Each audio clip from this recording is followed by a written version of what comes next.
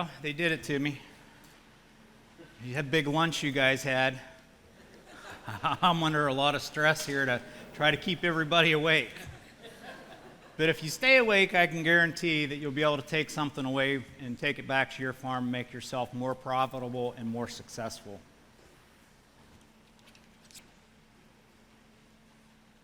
And if I know your name and you're sleeping, I'll call on you, so you don't want to go to sleep either. Mike already touched across this. We're grazing, we're a cow-calf operation. We run pretty much a whole herd of registered Black Angus cattle, and then we have some composites. And our Black Angus cattle are not the big elephants, is like I call them.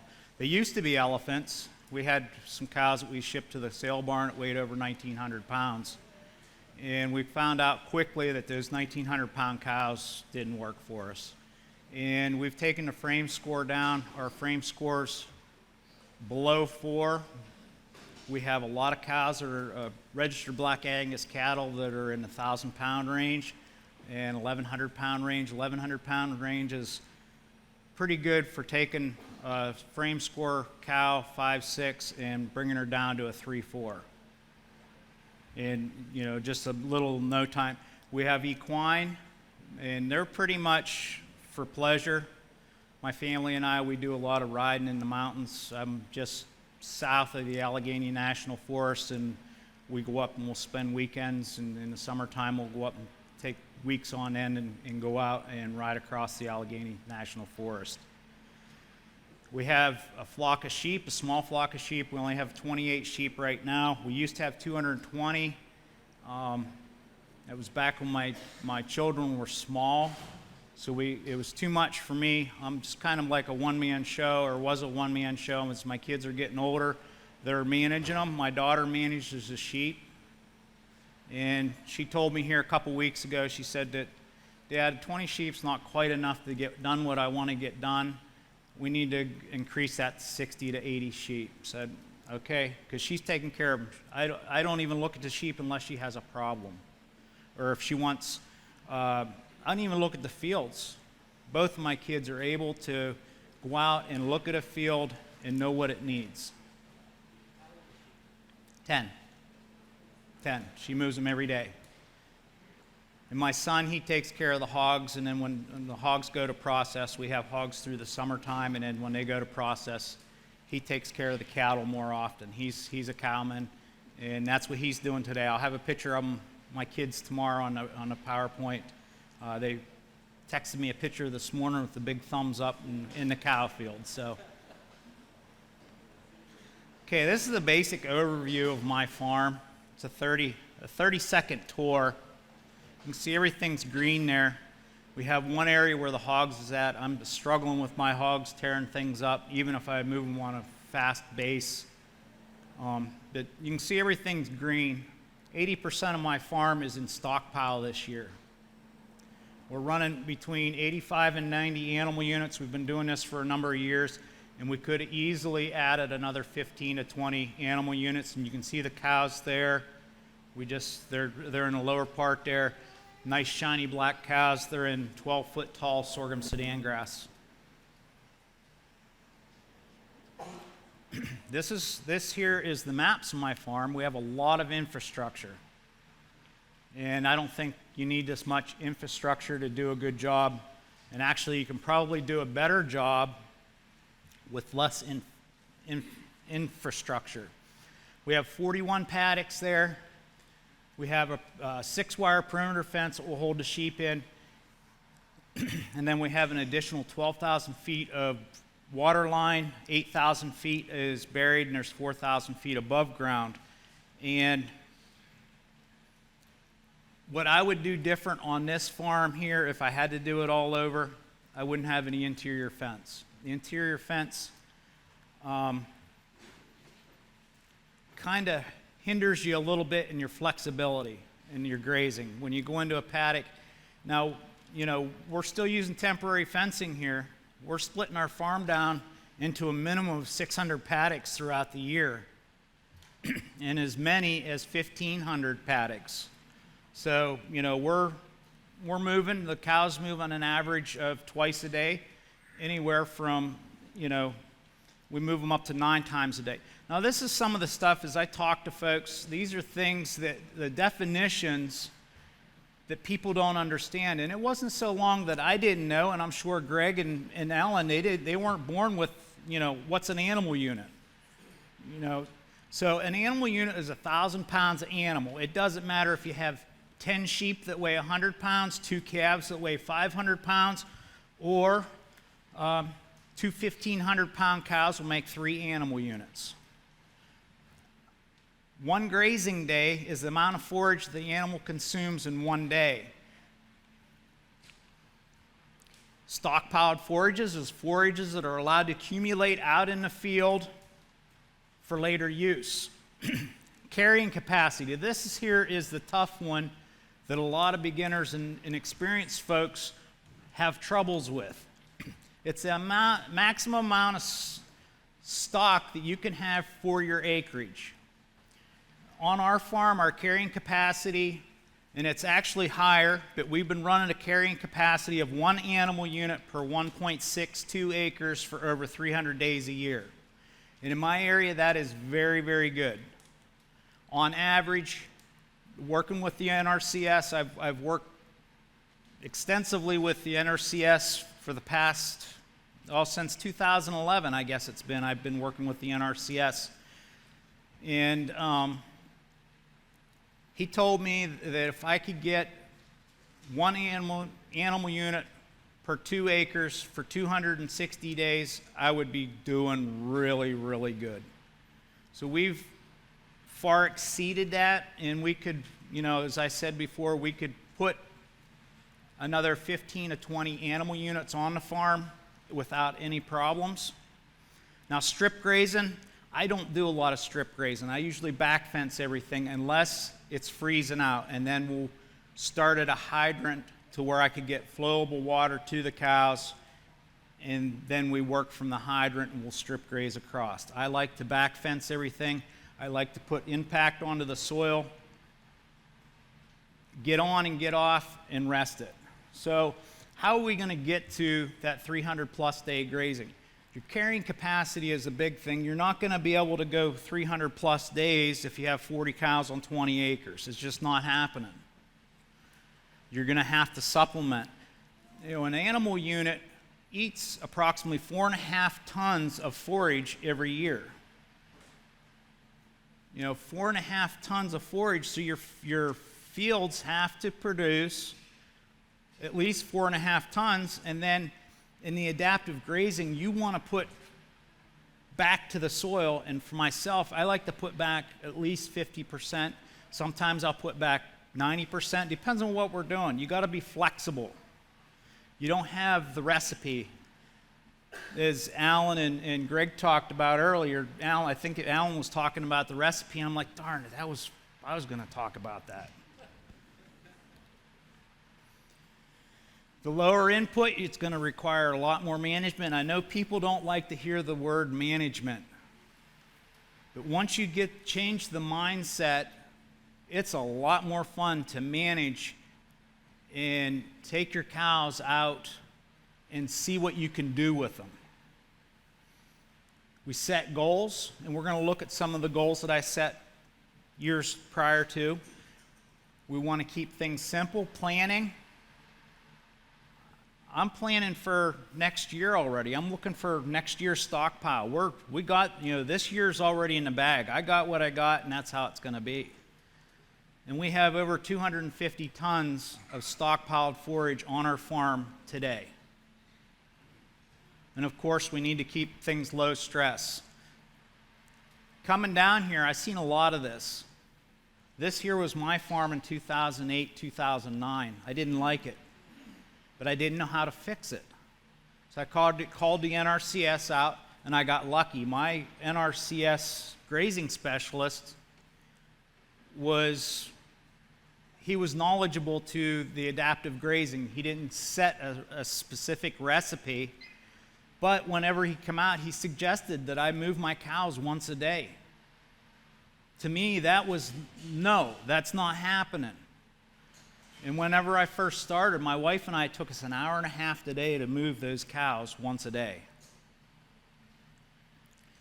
We fed a lot of corn. You can see the coats on those cows, rough coats. The vet was in once a month. You know, it was terrible. We had a very terrible situation. And it got to the point where I'm like, I have to make money, and I cannot make money by making all these crops and sending them back or taking them back to the cows. It just didn't make sense to me. Make as much hay as possible, store it, and then feed it back to them, and then take the manure and spread it. Let's cut the middleman out here. I'll become the manager of my cows, and I'll tell them where they need to be, when they need to be. I read a lot of research papers, and sometimes research, it's very specialized. Research papers are very, very specialized.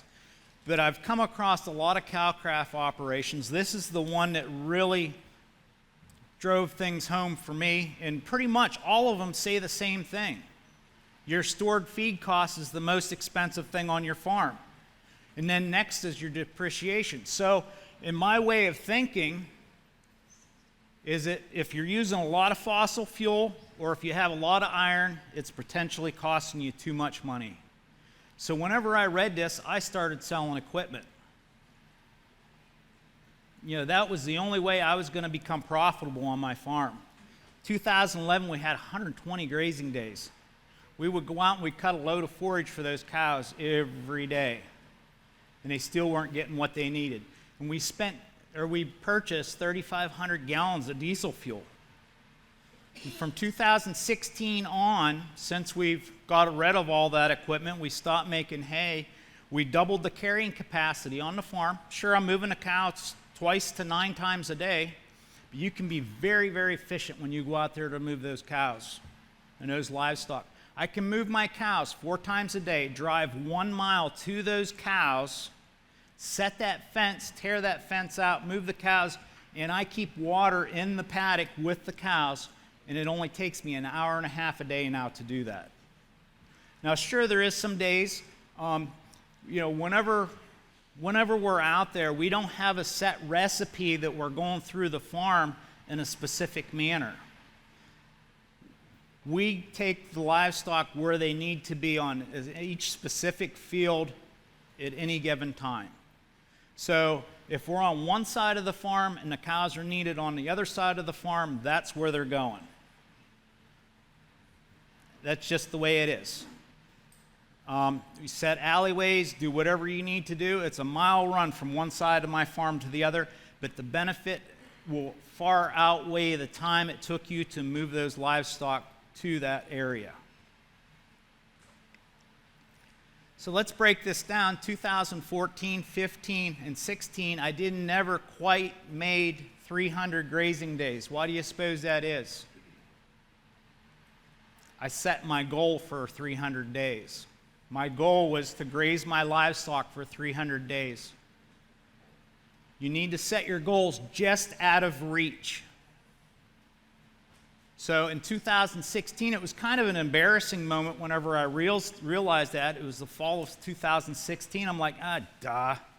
It's no wonder I never have got my 300 grazing days. My goal was set too low. So my goal now is 365 days. And this year, I think that we're going to make it. But you can see my 7-year average is 308 days. And this year, I know it's going to be over 345 at least.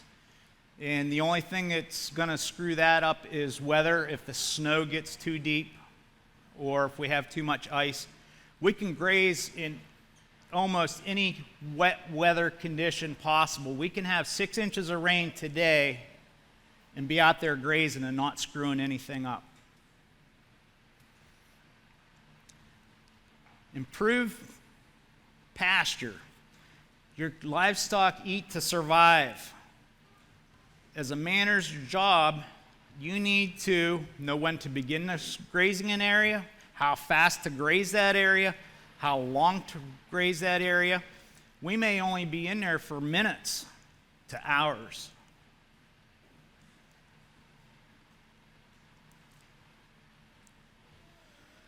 In the adaptive grazing, your herds are normally larger. It's a lot easier to manage 100 head of cows than it is to manage 5 or 6 cows. It's very difficult to manage 5 or 6 cows. You've got your work cut out for you on smaller numbers. But your paddocks are infinite. You know, like I said, we have anywhere from 600 to 1,500 paddocks throughout the entire year. Your grazing be minutes to hours to days. Very rarely do my livestock go more than 1 day in a paddock. And the only time they go over that is if a family goes on vacation. I put them in a paddock. What I figure, if I'm going away for 7 days, I give them 8 days worth of grazing. I say, see you later, guys, you're on your own. And sure, they don't get it grazed the way I want it to be, but in adaptive grazing, things is very resilient. You can get away with it once. You might not get away with it twice. We won't put them in that same paddock for a 7-day period. Pasture utilization. This is a big one for me. Everything that I do on my farm, I hated my cows. I used to really hate my livestock because the requirements they needed. So I'm like, okay, we got to do something here. So my sole focus on my farm is the soil and the plants and everything down there before the livestock are even close to being looked at. So the pasture utilization is 30 to 60%. The only time that I would try to go more than 60% is if I'm trying to change forage species in the field. You know, there's different reasons for it. And then, you know, whenever we're tramping stuff in, a lot of folks see this as really poor quality forage. Oh, this is what that field looked like when we were done. We laid a lot of forage down. We didn't waste a thing. Especially in, you know, this time of year, it's been really wet here, or at least wet in my area.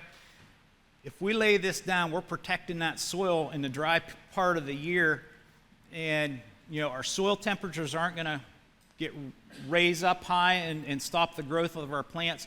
We're a lot more drought resistant when we do this. In the healthy system, we're seeing this in as little as 21 days. All that forage that we laid down, it's gone. It's gone. You know, we went from that to that, and it's actually, as time goes on, it used to be 20, I used to say 21 days. It's more like 14 days now. It's gone. You're not finding a cow pie. You're not finding, you know, all this dead thatch that we put, but we have a huge sward of grass that's still protecting the soil. And you see the root hairs in that earthworm? That's off of an earthworm midden that was on the top of the surface of the soil.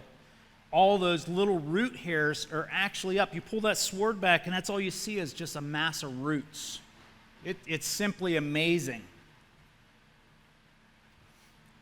You think that your animal performance is worse in those big, tall forages? As I tell people, harvest the best and tramp the rest. I mean, yeah, if you were to harvest that whole plant and feed it back to your livestock, it is poor quality, possibly. But if you're taking the best nutrients off of that and tramping it back in and thinking of your soil first, and another thing, your livestock selection, they'll eat things. When you put them in and start rotating them once a day or more, they start eating things you'd never think that they would eat. My cows will eat basically everything. There is not one thing that they won't eat that I know of. A bull thistle, but I do have 2 cows that eat bull thistles, and I don't have too many, so we're good with that. The cows get to take care of the bull thistles. As I talked before a little bit about this, more litter for the soil organisms. The soil organisms is number 1. Higher organic material in and on the soil surface. In a good, healthy living system, that organic material gets worked into that system relatively quickly. It just recycles back through. You're more drought proof. That is a big deal, drought proofing. Because this year we had a lot of water, but next year we may go 2 or 3 months without having a rain shower, and we still see grasses that growing in this system if we're protecting, and we're putting longer rest periods on our soil. By getting on, getting off, you cause a lot of disturbance when you get on, but whenever you come back off, you have a long rest period, and it allows those plants to heal and become healthier.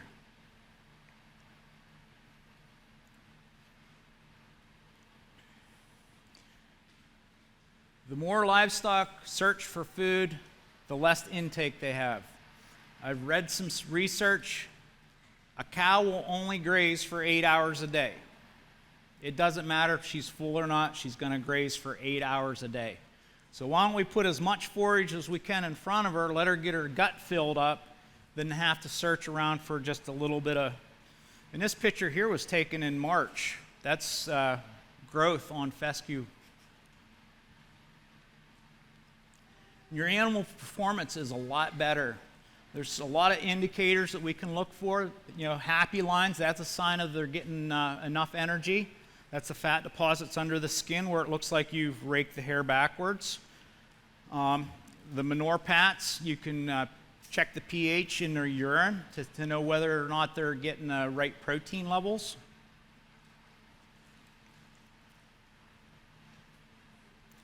And a lot of this all boils down to how many paddocks that we've made. Now, your management's going to change throughout the year. You're not going to graze the same in the spring as what you graze in the fall. In the spring of the year, you know, we're not wanting to set our plants back, because if we overgraze them and set those plants back, we could efficiently set our entire forage back for our fields for the entire year. And that's one of the biggest mistakes that folks make. They get out there too early and they graze it too short too quickly.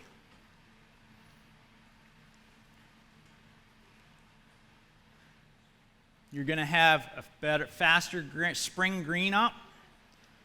A lot of times we're out grazing grasses the end of March, we're grazing green grass on our farm when the guy down the street is turning his cows out to graze grass in the second week in May.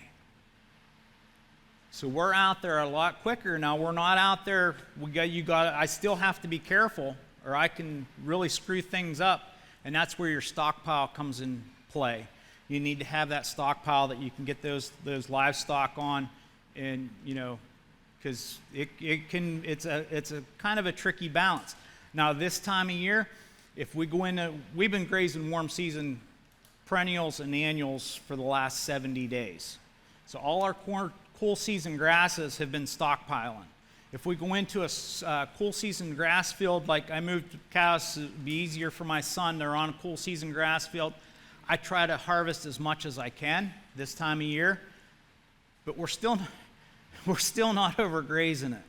We're still only grazing. We're at the best pasture utilization that I can get and still have animal performance is about 60%. So we're returning 40% of that back to the soil. And everything that I do is for the soil, but how long can we get into the year? So we want that fall and winter stockpile grazing. I'm going to suggest improved forages. On my farm, when I moved to my farm, I made every piece of hay that I possibly could. The average production on my 130 acres was 500 pounds of dry matter to the acre. That is all I could get. Being on small land, you know, if I had a huge farm where I could wait for my forages to improve, because you can improve it through grazing, I would have done that. But I'm on small land, I need my forage, I need it now. But there is ways that you can do it where it's not going to break the bank. We spend approximately $500 a year on seed for our farm. and the added production that we're getting. And we have control areas, and in the control areas that we haven't done anything with, the production has doubled probably since we're getting 4,000 to 5,000 pounds of dry matter yield. And now where we've planted the improved species, we're looking at 10,000, 11,000 pounds of dry matter it's being yielded. So for me, it's a win-win because it's less hay that I have to purchase. Every load of hay that comes on the farm costs $1,100.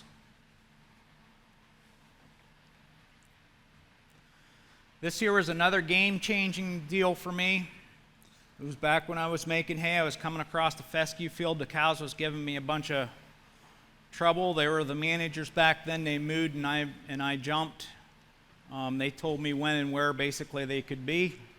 I got across this field. I had complete refusal. They wouldn't graze it anymore.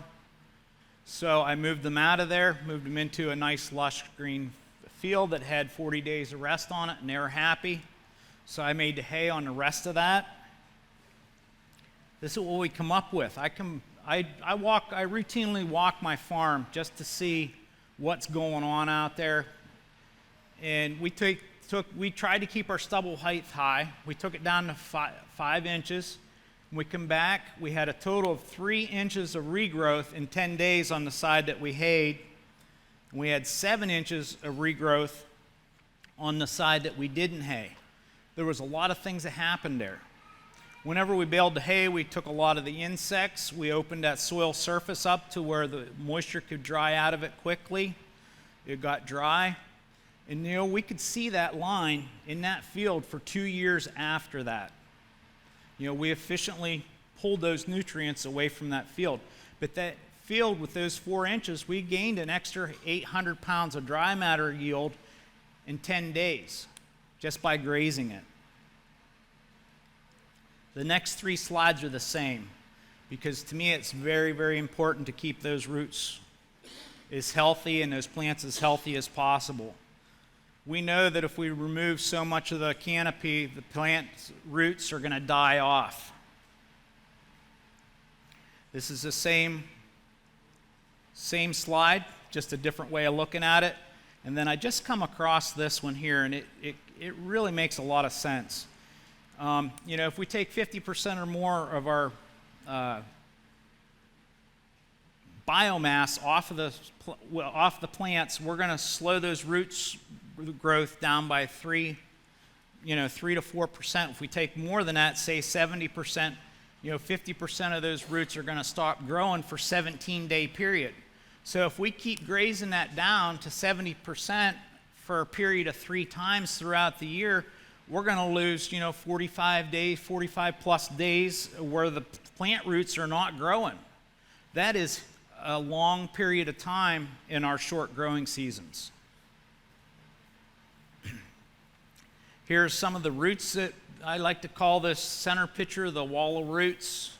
When we put our water line in and our frost-free hydrants in, we were able to look at this soil, and this was a great opportunity for me. I know I lost a lot of time putting this in because I spent so much time looking at this soil and trying to figure out what was going on. The picture on I guess it would be your right-hand side, those are chicory roots. Those roots went down 4 feet, and they were still the size of a pencil lead, and that plant was 6 months old.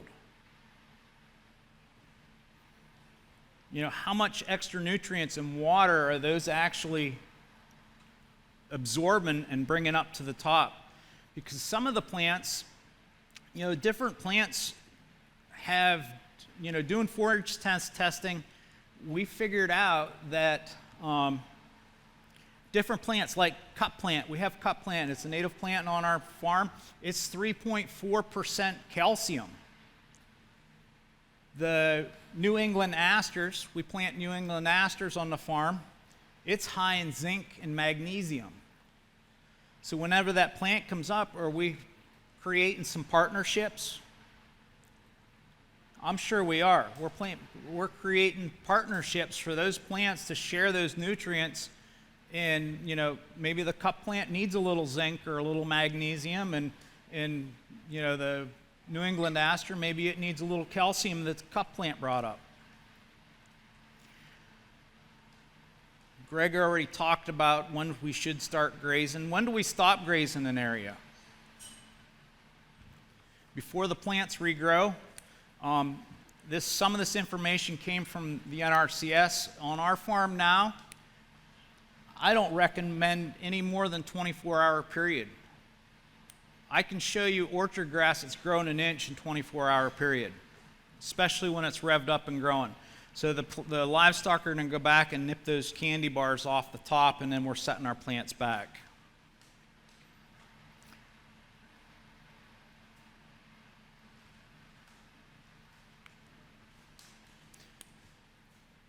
By doing adaptive grazing, we're going to have improved forage management, improved water infiltration, which is huge, especially when we get hit with 20 inches of rain in August, when we only usually get 4.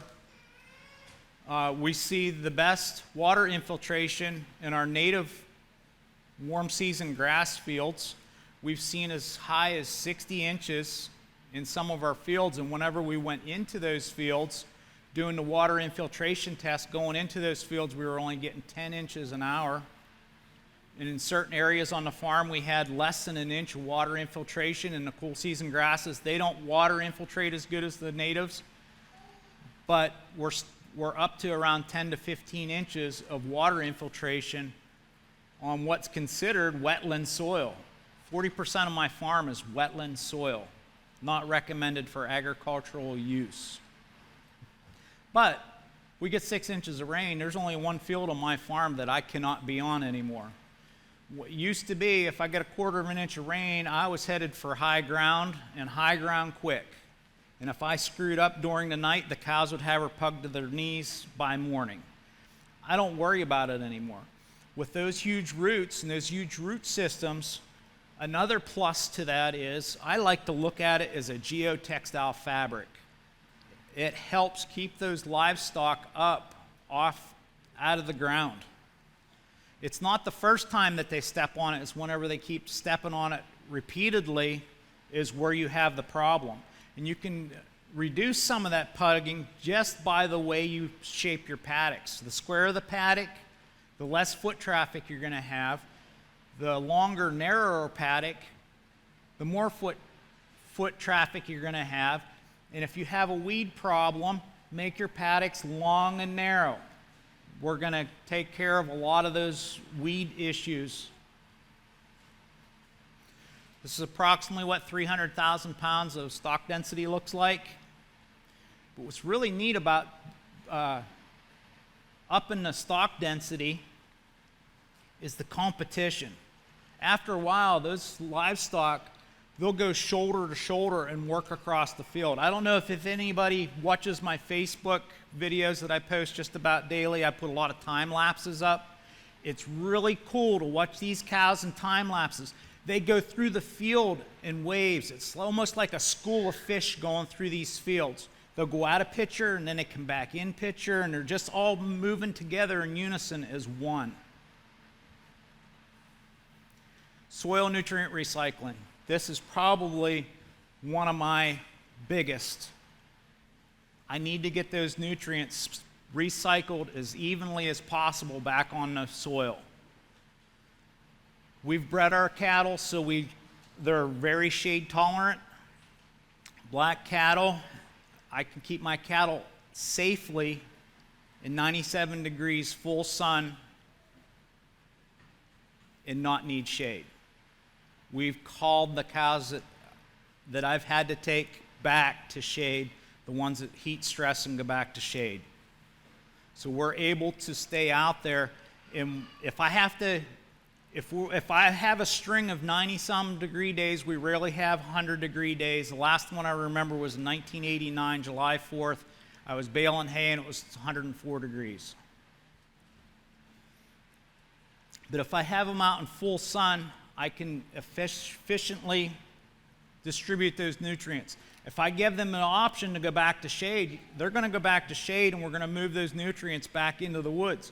And being an ex-logger or retired logger, and we used to cut pasture fields, those oak and cherry trees, I live in the hardwood capital of the world, up in northwestern Pennsylvania, and the cherry is known as the best cherry, black cherry in the world. It gets mineral in it. If you get too much of a concentration of manure, it gets mineral in it, and that $10,000 log all of a sudden became blocking because it has mineral in it. Now, I grant you, blocking right now is really good up there, but I'd rather have that $10,000 log. This here's the guy that pushed me off the wagon. This is Tim Elders. He's was a grazing specialist for the NRCS. He's retired now. I still talk to him almost weekly, sometimes daily. We're always talking back and forth. But one of the experiments that we did on one of the field days on the farm was we put a stocking rate of 800,000 pounds. It was on a tenth of an acre. We bought 500 flags. And we went out and started marking urine spots and manure spots. We ran out of flags. We could have put another 250 to 300 flags on that tenth of an acre at an 800,000 pound stocking rate. There was just cow manure and urine everywhere. And we see that now on our farm, being that we're grazing. When we go in to graze a field, it's not uncommon to be, 6,000 to 8,000 pounds of dry matter there. They usually have the sward soiled with manure to where they won't eat it before they can consume too much. Your improved pasture management is going to extend the grazing season. We're going to talk more about this on Friday, about extending the grazing season. One of the things that I'd like to point out here, your tall fescue and your orchard grass are usually better quality forages after they freeze. But then after they freeze, the quality starts going downhill. I have forage tests, maybe it's here, yeah. If you look at the second line down and the third line down, I took those about 15 days apart, and it's dropped 2% in crude protein, but the relative feed value is still 103 on that one sample and 105. But if we go clear to the bottom, it's teff hay that I was feeding. The relative feed value is 73. And my nutritionists tell me I want to be over 100. They're being safe whenever they tell me that because they don't want my herd to get into trouble. But we push them. It's not uncommon for me to try and feed 6 to 7% crude protein through the winter. We're not calving through the winter. If we had a fall calving herd, we would have to feed better quality in order for those mama cows to produce more milk. So we calve in the spring, and we feed the lowest plane of nutrition possible, and that goes for our calves too. They maintain and slightly gain is what I like to call it. Those calves that are maintaining and slightly gaining, they're going to catch up to the calves that had good quality feed because we've tested it on the farm. At the end of the next summer, they're going to be just as big as those other calves that had the high quality feed throughout the summer. We'll be talking more about this too. If you're grazing through 3 feet of snow, the cows are not going to go through the snow for anything less than 4,000 pounds of dry matter. And for us, it's an all or nothing thing. Your cows like welfare. If we have 3 feet of snow out there and we have a bale of hay, they're going to take that bale of hay every time. So it's an all or nothing thing for me. We move the cows twice a day in the wintertime. We have better pasture utilization this way. And we're going to get into Friday. I've devised a way to keep your water frost free. And in some cases, being that we're not lactational on our cows, they can eat snow. And they do really well on it. We've had, I've went through great lengths to get liquid state water out there, and it sit out there for 4 days, and the cows are over here grazing and not one track back to that tank.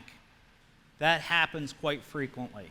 But for me, I'm kind of leery about not at least having liquid water out there because the neighbors like to call a humane society on you. That's my main reason for keeping that liquid water out there. Because they don't think that your livestock can live out there. Ideal grazing, a minimum of 4,000 pounds of dry matter, 10 degrees, and 24 inches of snow. You can see that cow, it's really cool to watch a cow graze through snow.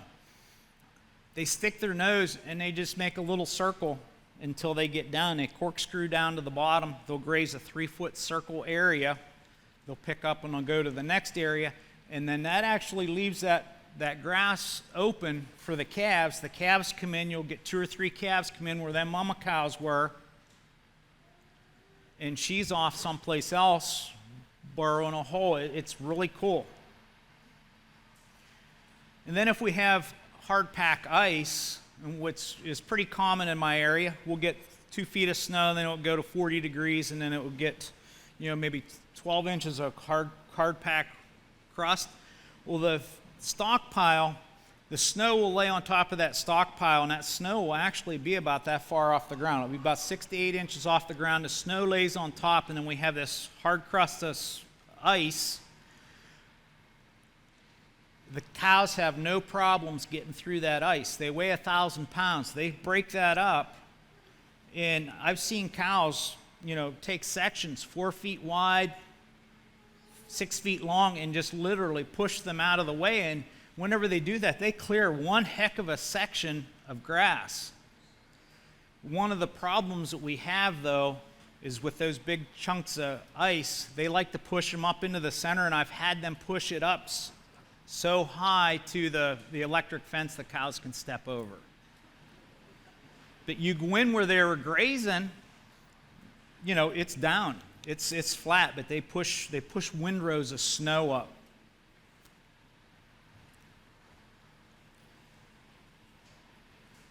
In summary, if we're going to be able to extend the grazing season, improve soil structure, which for me that is number one. Your water holding capacity. I don't want water running off. I don't want any erosion. We're going to look at some exudates on root hairs tomorrow and what they do for gluing that together and helping. They say that healthy soil does not erode, and I believe that. You're going to have better weed control, and basically weeds, if you have a weed problem, it is your fault on your farm because you've managed for that weed. The easiest way to get away from not having those weeds on your farm is to change your management. Sometimes you change it wrong and you make the problem worse, but you need to have the ability to change, change things up a little bit at a time. Don't be afraid, and don't necessarily do large scale. I always do things small scale. When I started with the native warm season grasses on my farm, I had plots that were 2 feet wide and 6 feet long, and I had about 10 or 12 of them in my backyard. That's where I started with whether or not I wanted to mess with native plants. And, don't be afraid to get out there. Whenever we were headed for high ground, when we got that 1/4 of an inch of rain, I talked to my grazing specialist, Tim Elders, and I'm like, I'm not learning anything by doing this. I'm going to have to screw something up in order to learn to keep those cows out. So that's what I did. I messed some ground up. I did. I pugged some areas up. You know where you can be on your farm for any specific time. I leave my high ground for wet times, and I graze my low ground for dry times. And if you have to move them across the farm to get them to dry ground, it's not a big deal. Your livestock are used to moving, and they'll do it. And the big thing for me was financial gain. It was a big deal for me to be profitable. Whenever I went into farming, I had a steel fabrication plant, I was a farrier, and I was a farmer. So I was busy. And whenever I went into the farming, I was putting all my extra money into the farm, and that wasn't acceptable. So I told the wife, well, let's sell the steel fabrication plant. I'm done shoeing horses. That's a young man's job. So I did that, and I switched over to what we're doing now, and I can't imagine doing it any other way. Questions?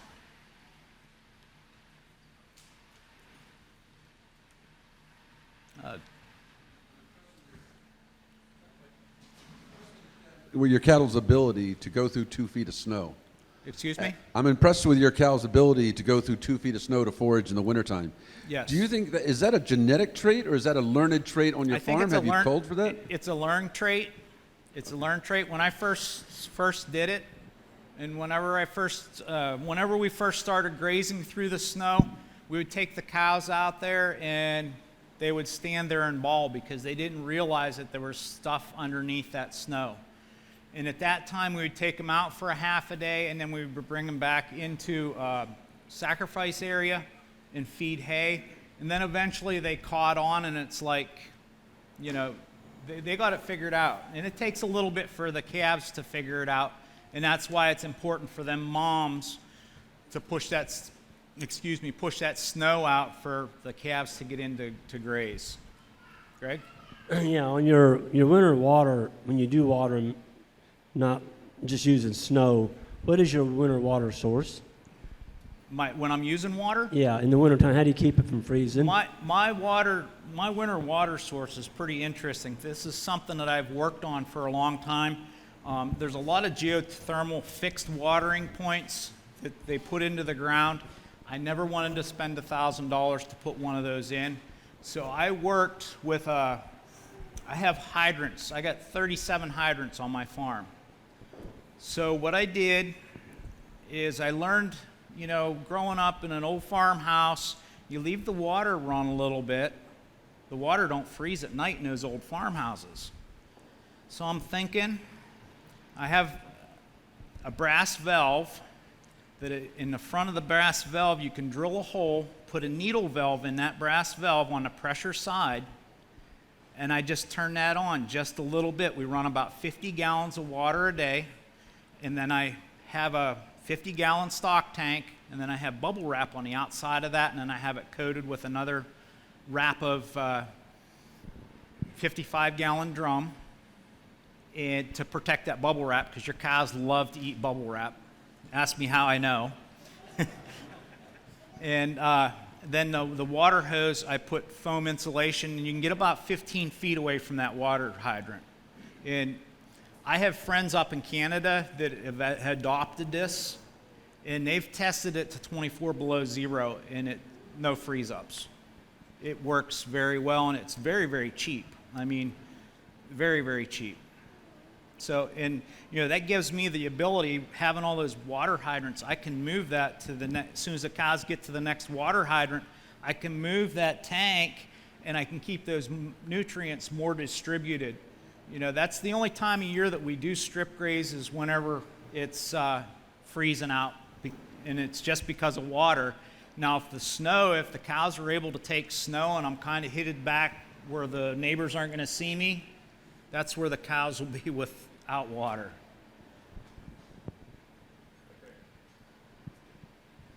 Do you have any experience with running a few horses with cows during the wintertime to help them break snow? I don't, but I've talked to a few gentlemen that do. Jim Garish is one.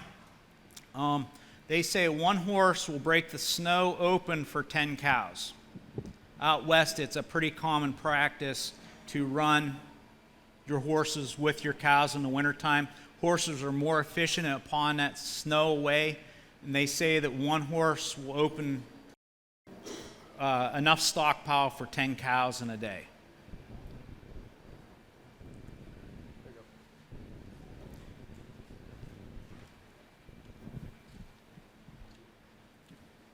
He skipped you. We'll get you. How many cows are you running in that 85 animal units? There's around 100. That's with the calves, replacing heifers. And and the bulls. We run one herd clear through until about February, and then we'll pull the bulls and the heifers off for a month or two, and then we put the heifers back in with the cow herd, and then we pull the bulls and run them into a separate group. How many calves? It depends. It depends on how many we sell. My numbers are always fluctuating, anywhere from 50 to 75 calves a year. Yes, sir. You mentioned moving 2 to 9 times per day, Yeah. and the indicators that you were looking for. What specific things are you gauging when you're deciding I want to move 2 times in this paddock, 9 times in this paddock, or whatever? That's a good question. There's a lot of factors, a lot of variables and factors, a reason why we would move them at different intervals. If we're moving them multiple times a day, it could be in wet weather.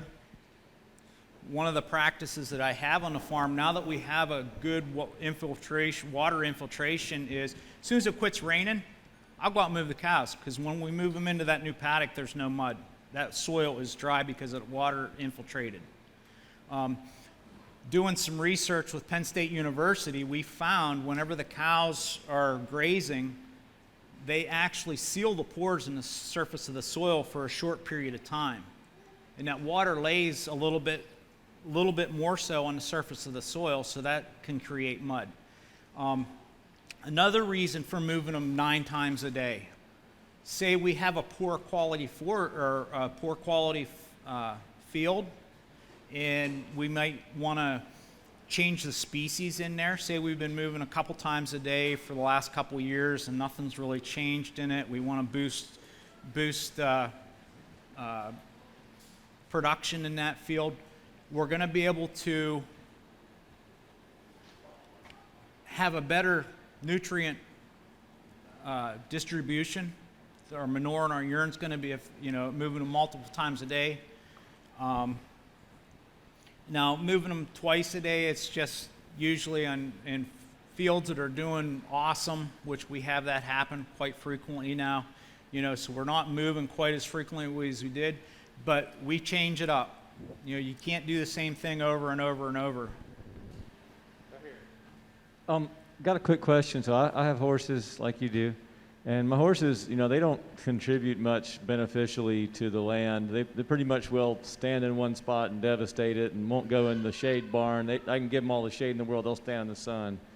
So how do you keep your horses from damaging areas in your paddocks? Okay, our mules, I run mules. I don't have horses, which is very similar. They're half horse, I guess you could say. Mules are half horse. We run a 4-foot alleyway out from the barn. There's a 4-foot alleyway, and they graze away from the barn in a 4-foot alleyway. Yeah, they're going to mess that 4-foot alleyway out because they're traveling that twice a day.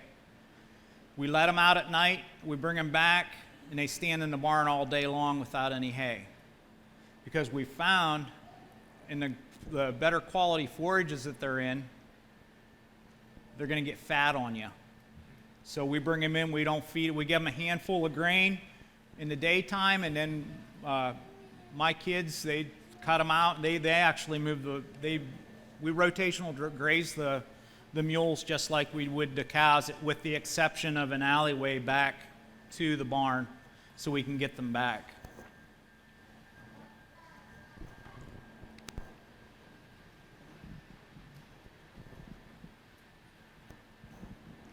I don't know how many horses you're running. I have 2. We ran them with our cows this year quite frequently, and they did really well moving with the cows daily. They actually helped a lot by keeping the cows going, because I use the cows to work the horses as well, so they kind of worked them naturally. One of the great things with horses is they eat from the top down. So if whenever we move the mules in, which they graze, we had some horses at one time, but we move them in and we're rotational grazing them once a day. They just eat down. You can almost put a ruler across the top of that grass to where, to your grazing height. The only problem with mules is they're kind of territorial, and they get this from the donkey. They like to put their manure in one spot. That's the only thing that I really don't like about them. They pick a corner of the pasture, and you'll have a pile in the corner of the pasture. I don't spread it out or anything. I don't drag the pastures. I don't clip pastures. You can see in all the pictures that I had, I haven't clipped a pasture since 2012.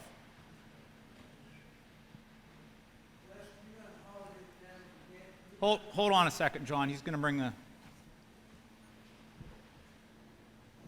Do you group all of your cattle together in the winter time? Yes. Yep. Cows, calves, all of them? Yep. I run one group. I find it a lot easier to manage one big group than it is to manage several small groups.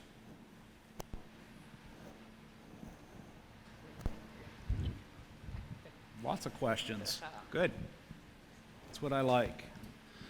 Can you talk a little bit about how you break the insect and parasite cycle?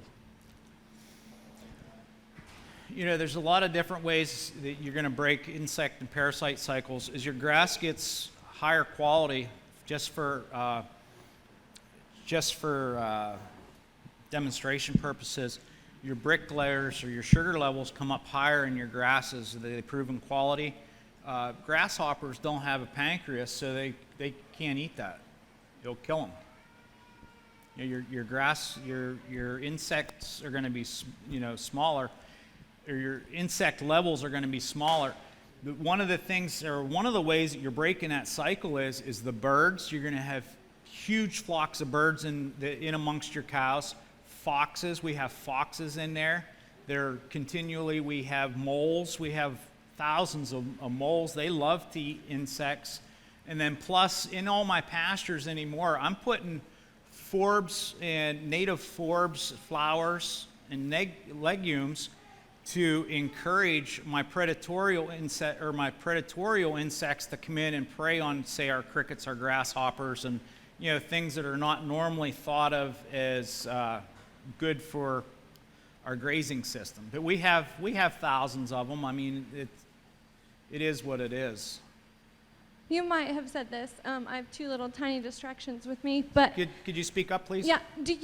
I heard you say that you plant $500 worth of seeds, or do you broadcast or do you plant? And if you broadcast, how quickly before you move your cattle into the paddock do you broadcast it, and how long do you leave the cattle there after? Broadcast in front of the livestock is my favorite way of planting seed. Anytime you can utilize your livestock as your tools is the best way. That comes right down to clipping your pastures or seeding your pastures. If I'm seeding or trying to get different seeds in my pastures, I will, if I can. Sometimes we're in stuff. Our cows have been in 5 and 6 foot tall stuff all summer here. But if it's short enough, I'll broadcast in front of the cows or the sheep. Sheep probably work better, because if you watch a sheep graze, their feet never stop. Just grazing or broadcast in front, you want to do this either early spring or early fall. You don't want to do it during the dry period of the year, because if the seeds partially germinate and then you get a stretch of 15 days without rain, those plants will die. So it's best to do it early spring or fall. That's how I prefer to seed. Now I do have a no-till drill that I kept back from my equipment. That's about the only equipment that I kept on the farm whenever I sold everything, is my no-till drill. And I was going to sell it until this year, and then we'll get into that more tomorrow. Yeah, I was wondering about minerals. Minerals? Yeah, what kind of mineral program do you have? My mineral program's pretty interesting. I used to use AgriKing, or I still do.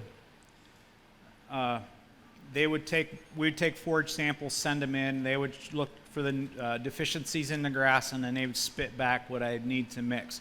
I mix my minerals in a cement mixer, and there's a vitamin pack that goes in it, a selenium product. Then I use a Redmond TM90, and I use a lot of dicalcium phosphate.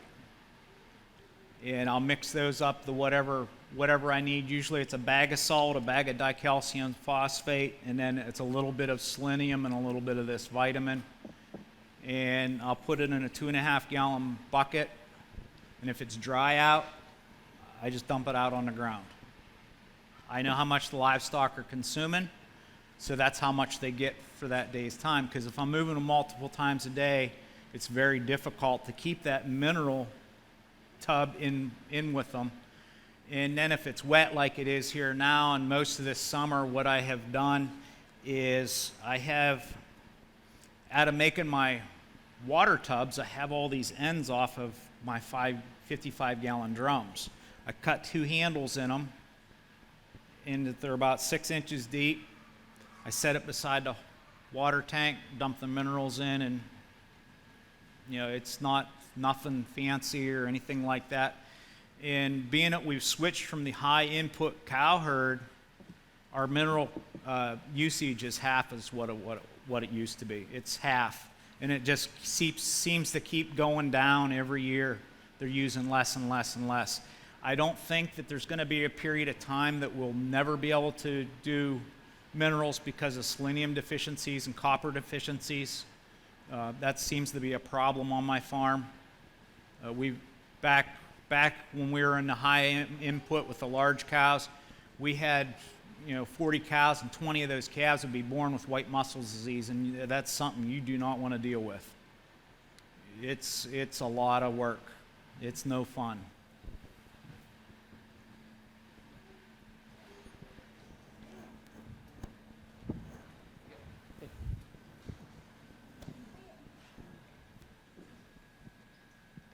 How does one deal with persistent groundhogs? Excuse me? How does one deal with persistent groundhogs? Get a border collie. They make holes in the pastures. Are you ever concerned about holes? I'm never with your concerned cattle? about the holes, and my cows actually stomp the holes in. I don't know what it is, but if they come, we're grazing across the field, and I can get that hole to where it's off the fence by 4 feet, and I'll move my temporary fence off so they can have access. They'll actually tramp them holes shut, and probably 80% of those holes, they don't dig them back out. I don't know if they suffocate or if there's no groundhogs in it or what the deal is, but you're going to have groundhogs in a healthy living system. I mean, it's part of the system. Now, if you have too many, then you have a problem. My border collie, that's his thing, is to catch groundhogs while I'm moving cows. Okay, if we can, let's hold questions for the 3 o'clock session, so we can go ahead and keep things going. Yeah. On time. Yeah, we're running. Okay. We're running behind now. Just a little bit, but we're okay. Okay. I'm not going to fuss at you. I'm going to tell one more thing about you, though. Oh no, this is not good. I watch his YouTube just like I do Greg Judy's. Okay, I can tell a lot about Greg too. But he's the only man I know that can take a $13 mini reel plastic and break it and turn around and repair it and it be almost indestructible. He's done it several times. It's the truth. Thank you very much, Russ. Thanks.